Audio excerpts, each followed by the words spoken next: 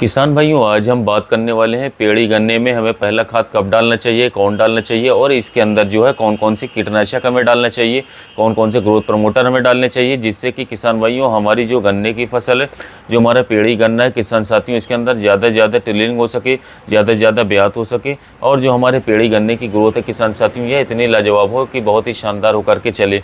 एक किसान भाई ने मुझसे अभी पूछा था कि हमारे जो गन्ना है कि 85 गन्ना बोते हैं हम, और 85 गन्ने की हमारी जो हाइट है वो जो है किसान साथियों, मतलब जो हमारा बरसात का मौसम था उसके बाद बढ़ना शुरू होता है, उससे पहले हमारा 85 गन्ना जो है नहीं बढ़ता है। तो आपके लिए किसान साथियों और सभी किसान साथियों के लिए यह वीडियो है। इस वीडियो को आप पूरा देखें, अंत तक देखें किसान साथियों। मैं इसमें जो उर्वरक आपको बताने वाला हूं, इन उर्वरकों को आपको जो है बिल्कुल सही ढंग से जो है सही वे में यदि आप उपयोग करते हैं तो आपके जो गन्ने की फसल होगी किसान साथियों, पेड़ी गन्ने की, इसके अंदर टिलरिंग भी अच्छी होगी, ब्याज भी अच्छे होंगे और इसके साथ साथ जो कल्लों का फुटा होगा वह भी बहुत ही शानदार होकर के चलेगा और आपका जो गन्ना है किसान साथियों नहीं सूखेगा और बहुत ही लगातार हरा भरा होकर के चल देगा। तो वीडियो में आप लगातार बने रहें। यदि आपने हमारे चैनल को सब्सक्राइब नहीं किया, कृषि में चैनल को सब्सक्राइब कर लें और हो सके तो पास वाले बेल आइकन को जरूर दबा लें। किसान भाइयों, पेड़ी गन्ने में जो है हमें पहला खाद देना है, वे हमें कब देना है पहले इसके बारे में बताऊंगा। कौन कौन से खाद कितनी कितनी मात्रा में देने उसके बारे में बताऊंगा। वीडियो को लगातार देखते रहिए किसान साथियों। कोई भी गलत जानकारी, कोई भी गलत इन्फॉर्मेशन आपको बिल्कुल नहीं दूंगा। और आपको यदि कोई कमेंट करना है तो वीडियो पूरा देखने के बाद ही करें, उससे पहले कमेंट ना करें क्योंकि ध्यान भटक जाएगा वीडियो से। बहुत ही शानदार जानकारी दूंगा किसान साथियों। सबसे पहले आपको ध्यान देना है कि जिस समय पर आपके गन्ने की कटाई हो जाती है, गन्ने की कटाई से लगभग 40 से 45 दिन के बाद आपको पहला खाद अपने गन्ने की फसल के अंदर देना चाहिए। उससे पहले ना आपको अपने पेड़ी गन्ने की सिंचाई करनी है, ना ही कोई खाद डालना है। तो कम से कम किसान साथियों, पौधा गन्ने की कटाई के 40 दिन बाद जो है आपको पहला खाद डालना होगा।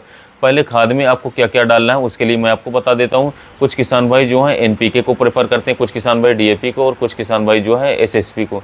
लेकिन इस वीडियो में जो मैं आपको बताने वाला हूँ वो मैं आपको एनपीके 12-32-16 के बारे में बताने वाला हूँ और इसके साथ आपको कौन कौन से ग्रोथ प्रमोटर डालने हैं और कौन कौन से इंसेक्टिसाइड डालने हैं उसके बारे में आपको बताने वाला हूं। तो किसान भाइयों, सबसे पहले आपको जो है एनपीके 12-32-16 कम से कम 50 से लेकर के 60 किलोग्राम प्रति एकड़ के हिसाब से आपको ले लेना चाहिए।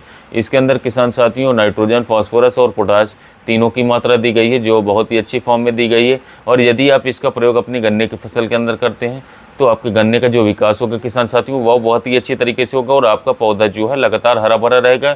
और आपके पौधे को जितने भी जरूरी किसान साथियों पोषक तत्व चाहिए, जो हमारे नाइट्रोजन, फास्फोरस और पोटाश होते हैं, वो तीनों हमारे इस खाद के अंदर होते हैं और गन्ने की ग्रोथ के लिए बहुत ही ज़्यादा ज़रूरी हैं।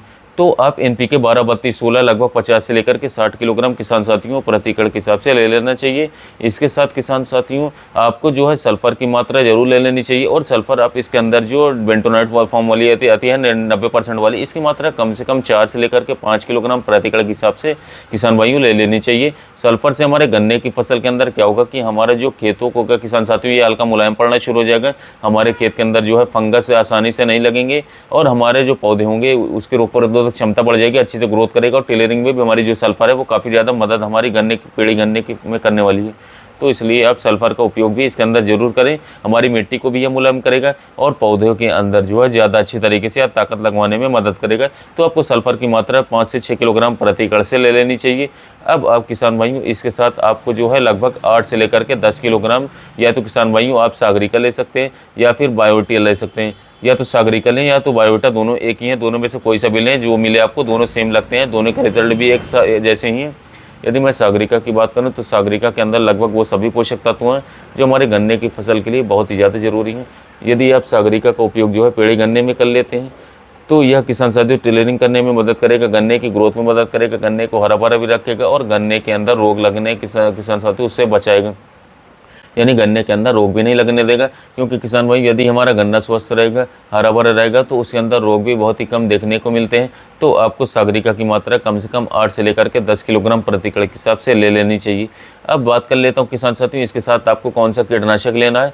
एक कीटनाशक इस समय पर किसान भाइयों ले लेने चाहिए, ये नहीं कि बहुत ही ज़्यादा हैवी लेना है। आप नॉर्मल से भी यदि कीटनाशक समय पर ले लेते हैं तो आपके गन्ने की फसल को यह जो है लगभग 1 से लेकर के 1.5 महीने तक इन कुछ रोगों से बचा करके रखेगा। रोग मतलब जो है किसान साथियों आपके खेत के अंदर इस समय पर रोग लगते हैं, उन रोगों को यह आसानी से जो है नहीं लगने देगा। तो इसके लिए किसान भाइयों आपको जो है लिक्विड में फिप्रोनिल ले लेना है। लिक्विड में फिप्रोनिल किसान साथियों 5% इस फॉर्म में लेना चाहिए कि रीजेंट एसी या महावीर एसी नाम से आता है। इसकी मात्रा कम से कम जो है 800 ml प्रति एकड़ के हिसाब से लेनी चाहिए। और यदि किसान भाई बात करें इस लिक्विड के, जो हमने बताया, जो मैंने आपको सारी खाद बताई, इन खादों के अंदर आपको आपस में अच्छे से मिला लेना चाहिए और मिक्स करने के बाद जो है आप इसे किसान साथियों अपने पेड़ी के अंदर जो है गन्ने के अंदर डलवा दीजिए। कोशिश करें कि जड़ों के पास जो है ज़्यादा रहे। यदि जड़ों के पास रहेगा तो आपको जो है ज़्यादा अच्छे रिजल्ट देखने को मिलेंगे, ज़्यादा अच्छे फ़ायदे आपको देखने को मिल जाएंगे। और किसान भाइयों इस खाद को डालने के बाद आपको अगले दिन अपने गन्ने की फसल के अंदर जो है एक पानी लगा देना चाहिए, सिंचाई कर देनी चाहिए। इन खादों को डालने के बाद किसान साथियों आप सिंचाई करनी है, पहले पानी देने के बाद जो है खाद नहीं डालनी है।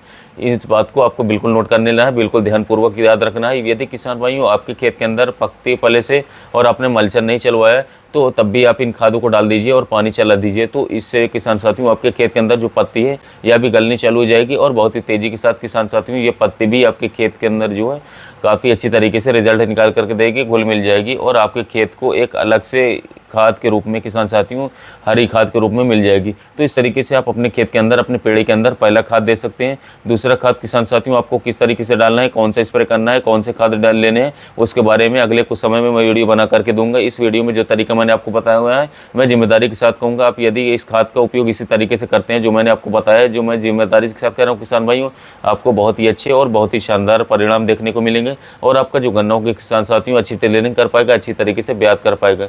किसान साथियों इसके अंदर जो है मैं आपको एक छोटी सी बात और बता देता हूँ। यदि आपके खेत के अंदर पत्ती है और आप मल्चर चलवा देते हैं और उसके बाद आप ये खाद डालते हैं तब तो लाजवाब रिजल्ट आपको देख मिलने वाले हैं। और यदि आपने पत्ती जो किसान साथियों मल्चर नहीं चलवाए, खेत में पत्ती पड़ी हुई है, तब भी किसान भाइयों इन खादों को आप तब भी डाल दें, ऊपर से आप पानी दे दें और कोशिश करें किसान साथियों कि 10 से लेकर के 12 दिन बाद आप दोबारा से उसे पानी दें। जब आप 10 से 12 दिन बाद दोबारा से उसे पानी देंगे तो किसान भाइयों आपका जो किसान साथियों पत्ती होगी वह धीरे धीरे गलनी शुरू हो जाएगी।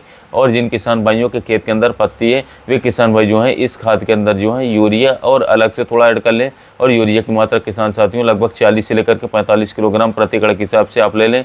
यदि इन इतने खादों के अंदर आप यूरिया भी ऐड कर लेते हैं तो किसान भाइयों ये जो पत्ती है यह जो यूरिया के कारण जल्दी से गलेगी और जल्दी गलने के कारण जो है यह धीरे धीरे आपके खेत के अंदर खाद के रूप में परिवर्तित हो जाएगी और आपके गन्ने के जो किसान साथियों एक खाद के रूप में मिलेगी और अच्छा उत्पादन ये जो है आपके गन्ने की फसल के अंदर निकाल करके किसान साथियों दे देगी। तो इस तरीके से भी आप चल सकते हैं और कोशिश करें किसान साथियों कि आपका जो पेड़ी गन्ने के अंदर जो टेलरिंग फुट रही है, जो टेलरिंग आ रही है, जो कल्ले ऊपर को आ रहे हैं, इन्हें बिल्कुल आप एक समान रूप से जो है लेकर के चलें। यदि आप इन खादों का जो है सही वे में और सही समय पर सिंचाई करते रहेंगे, उपयोग करते रहेंगे, तो मैं आगे वीडियो बना करके देता रहूँगा। उनमें मैं कुछ स्प्रे के बारे में बताऊँगा, कुछ सिंचाइयों के बारे में बताऊँगा, कुछ खादों के बारे में बताऊँगी। यदि आप उस तरीके से चलते हैं तो किसान भाइयों 100% जो है आपका जो गन्ने का रिजल्ट निकाल करके आएगा वह पिछले साल के मुकाबले जो है कम से कम किसान साथियों 100 से 150 क्विंटल आप एक्स्ट्रा उत्पादन अपने गन्ने की फसल से ले पाएंगे।